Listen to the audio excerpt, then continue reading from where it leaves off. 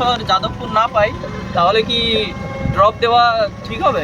Hello WBJEE 2025 aspirants, তোমরা যারাই ধরো এই বছর WBJEE তে ঠিকঠাক পারফরমেন্স দেখাতে পারোনি বা কোনো কারণে ডিউরিং এক্সামিনেশন তোমরা আপ টু দি মার্ক নিজেদের 100% দিয়ে আসতে পারোনি, এবার তোমরা ভাবছো যে দাদা আমার যে এক্সপেক্টেড মার্কস সেটাতে তো আমি যাদবপুর কোনো মতেই পাবো না, তো তাহলে আমি এক কাজ করছি দাদা যে আমি ড্রপ দিয়ে দিচ্ছি। এই মাইন্ডসেটে যারা স্টুডেন্টস আছো তাদের মধ্যে ম্যাক্সিমাম জনই কিন্তু এটা খুব ভালোভাবেই জানো যে তোমরা কিন্তু ঠিকঠাক ভাবে পড়াশোনা করোনি এই একটা বছর কি দুটো বছর বা 6 মাস, তো সেখানে আবার রিপিটেড ড্রপ নিয়ে পর সেখানে যে তুমি পড়াশোনা করবে সেটা কিন্তু মানে অ্যাসিউরেন্স নেই।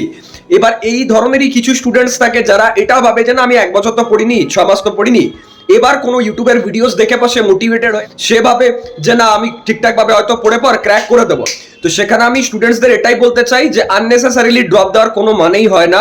যদি তুমি এরকম হয়েছে যে 6 মাস 1 বছর পড়ার পর সাপোজ তোমার 60 আসছে 70 আসছে, সেটাকে তুমি 100 করার কথা ভাবছো এবং তুমি পড়াশোনা করো মানে you are studious guy, then you can go for drop, ঠিক আছে? স্টিল তুমি একবার কাউন্সিলিং এ বসে নিও, দেখো কিরকম কলেজ আসছে না আসছে, তারপর ডিসিশনটা নেবে। বাট আননেসেসারিলি কোনো ইউটিউবারের ভিডিও দেখে নিলে ব্যাকগ্রাউন্ড মিউজিকওয়ালা আর তারপর তুমি ডিসিশন নিচ্ছ যে আমি ড্রপ নিয়ে নেবো, তাহলে কিন্তু প্লেসমেন্টের টাইম তোমাকে সাফার করতে হবে বা নেক্সট ইয়ার যদি কলেজ না পাও তখনও সাফার করতে হবে। দেখা হচ্ছে নেক্সট ভিডিওতে, এরকম ভিডিওস আসতে থাকবে। অনেস্ট গাইডেন্সের জন্য চ্যানেলটা সাবস্ক্রাইব করবে, আমাদের কাউন্সেলিং সাপোর্ট খুব তাড়াতাড়ি আসছে। Thank you.